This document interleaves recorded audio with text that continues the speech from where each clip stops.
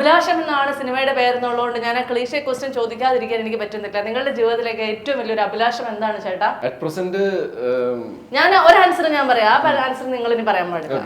അഭിലാഷം സിനിമ വളരെ നന്നായിട്ട് ഓടണം എന്നുള്ളതാണ് എന്റെ ഏറ്റവും വലിയ അഭിലാഷം. അത് എനിക്കറിയാം. മൂന്നാണോ ഉത്തരം?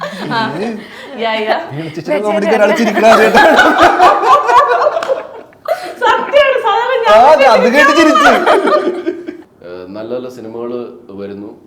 വീണ്ടും സാറ്റലൈറ്റും OTT ബിസിനസ്സും ഓവർസീസ് ബിസിനസ്സും മ്യൂസിക്കിന്റെ ഇൻഡസ്ട്രിയും ഒക്കെ കുറച്ചുകൂടെ ഭയങ്കരമായിട്ട് ഫ്ലറിഷ് ആവണം. ആ ബിസിനസ് കുറച്ചുകൂടെ വളരണം. ഇതാണ് ഇപ്പോഴത്തെ ഒരു ചേട്ടന്റെ വലിയ അഭിലാഷം അല്ലേ? തന്നിയുടെ ഏറ്റവും വലിയ അഭിലാഷം എന്താ? സിനിമ അല്ലാതെ ഞാൻ ആക്ച്വലി ഒരു ബ്രാൻഡ് തുടങ്ങും ഈ കൊല്ലം. ആണോ? ക്ലോത്തിങ് ആണോ? അത് തുടങ്ങി കഴിഞ്ഞിട്ട് ഞാൻ പറയാം.